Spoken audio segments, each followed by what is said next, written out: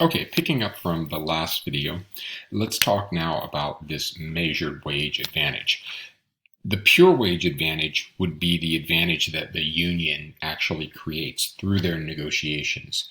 We don't see that from an outside perspective. What we see is the measured wage advantage. In the project, you're being asked to compare the union versus non-union wages. And what you're seeing in that data is the measured wage advantage, because again, that's what we have access to.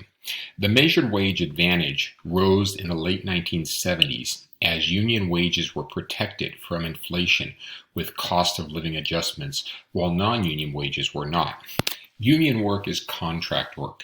So these contracts could be 1 year, 2 years, 5 years, whatever the agreement it comes to. But because they're contract, they typically factor in things like inflation to protect workers from increases in the cost of living. Let's take a look at the actual data. In the early 80s, you have this premium for union workers that's around 20 to say 23%, continues on until we get to about 1994. And it seems like it had peaked.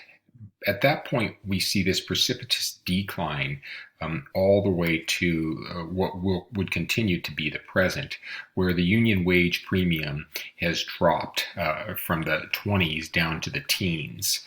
This measured wage advantage is explained by the decrease in unionization overall.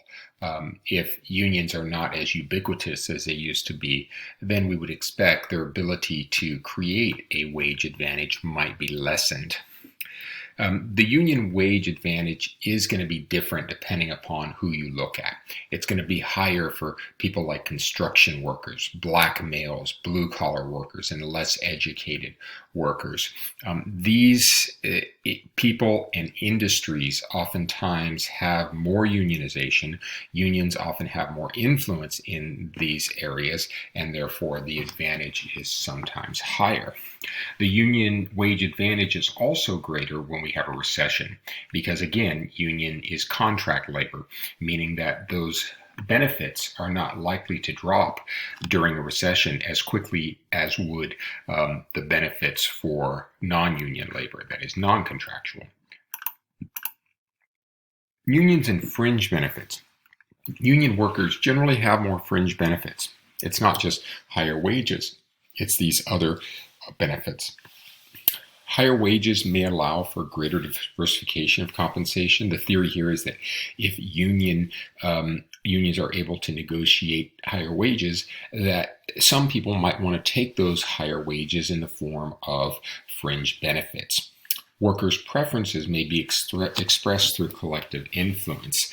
Unions act as a collective voice, being more effective at getting health care and life insurance and paid time off and that type of thing, more so than an individual would be at negotiating on behalf of themselves. And unions often protect tenure and older employees, leading to strong incentives for pension programs.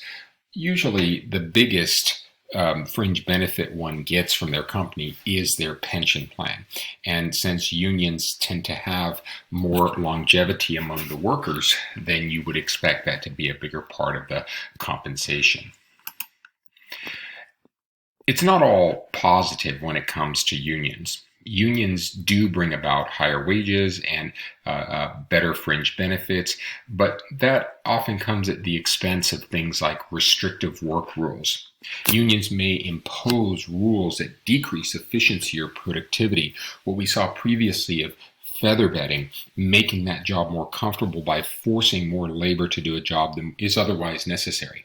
Well, again, it makes the job more comfortable for the worker, but it is a over allocation of labor and waste resources. Also, make work. Unions will sometimes try to create jobs and labor intensive activities that really don't need to exist in order to provide for their members. Some examples of these restrictive work rules include limits on output per worker. Some contracts will actually only allow a worker to produce a certain amount. Anything beyond that would have to come from other workers. time-consuming production methods. In some cases, the methodology of production will be structured in the contract, meaning that the union would help determine the way that production occurs, and they have an incentive to use more time, not less, in that production. Restricting the type of work that a particular worker can perform by only allowing a worker to do a very specific job, it protects the job of other workers. Requiring unnecessary work to be done, it's kind of redundant, but what we talked about, and requiring unnecessary workers to be hired. A simple example of this would be, in some cases, you'll see when road work is being done by the government workers, which are often unionized. You might have one person actually doing work and 2 or 3 people observing. This could be by design. In other words, it doesn't necessarily mean it's inefficient, but sometimes that's the case because of contracts, where for that particular job, it's designated in the contract that there has to be one worker, and then there has to be maybe 2 or 3 observers, or 2 or 3 people to provide a safety protocol, so on and so forth. Strikes are relatively rare and actually account for less than 0.1% of estimated total working time. So 0.1% of total working time. Now remember, the strike is where the workers actually leave the job. They collectively walk out, leaving that company without the input labor. It doesn't necessarily mean they're picketing, which is where they stand out in front of the business with, signs and things like that. Those are 2 different things that sometimes go together, but more often than not, picketing does not occur. Striking does. Data on lost working time due to strikes. Some of the data that we get on strikes actually overstates the output lost, because if there's a strike coming, the business usually knows in advance that it's going to happen. So they can ramp up production and prepare by creating excess inventories in anticipation of the strike. The lost working time due to strikes is often understated because the output lost to the strike may disrupt other lines of production. For example, you could have a grocery strike, which we did many years ago, and you'd say, well, that will interrupt the production of groceries. People won't be able to get their groceries at the store. Well, that's true. But remember, there's truck drivers that actually deliver groceries to that store. There's agricultural workers that actually produce the produce that goes on the trucks that eventually goes to the store. And so by having a strike in the grocery industry, you get this spillover effect into trucking and into agriculture that otherwise wouldn't be there. So when you look at the output loss, it may not be confined to just the industry that you're focused on, the industry undergoing the strike. So the data is a little bit misleading, but we work with what we can. Just keep these in mind whenever you look at the data on strikes. Labor misallocation. Higher wages cause some workers to be unemployed. And this is a negative aspect because we often focus on the workers that keep their jobs and get the higher wages and now have a union contract, but we don't acknowledge the people that lost their job or possibly didn't get a job that would otherwise be there. Loss in output, as some workers may not be reemployed, some of them may leave the union sector as they lose their jobs and then not get absorbed into the non-union sector, leaving them unemployed. Job search costs. Even if they do find another job, those people that lose their job from the union, they then have to go and find another job. So we have to consider the costs. Costs could be minor, but they could be major, involving a lot of time-consuming allocations. Job lost in the union sector may be more productive than the job gained in the non-union sector. Let's say the union job allows the worker to produce $25 an hour in marginal revenue product. They lose that job because of the contract, and then they spill over into the non-union sector, but now they're in a job where they can only generate $15 an hour. Well, yes, they're employed, but we traded off $25 an hour in marginal revenue product for $15 in marginal revenue product, which means that we have a labor misallocation. We have less increase in productivity than what we lost. So these are things that need to be considered, because when people lose their job in a union or they don't get a job because of the union, there are costs associated with that. Decreased investment in productivity growth. Higher union wages actually cause firms to invest less in capital and technology to maintain overall costs. If you're a company and you now have to pay higher wages because of the union, you're going to try to offset that. You want to maintain your profit margin. So one way to do that is to invest less in these other resources. Of course, these are complementary resources to labor, so that can lower the productivity of labor and ultimately the long-term growth in the economy. Positive effects of unions. Well, we've talked about some of them, and we automatically assume a lot of positive benefits, which in many cases there are. For example, increased investment in productivity growth. Now, this is interesting because we just said that that was a negative effect, decrease investment and productivity growth. So what's going on here? Well, it could actually work both ways. Higher union wages could catalyze firms to invest more in capital and technology to substitute for labor. So, the net effect of these two would matter. Is the decrease greater than or less than the increase? That would tell us whether there's a positive or a negative effect from unions. But make no mistake, the higher cost of labor that comes from unions will often incentivize firms to try to find those substitutes. And in industries where labor can be substituted with capital and technology, you're more likely to get this. Collective voice of unions.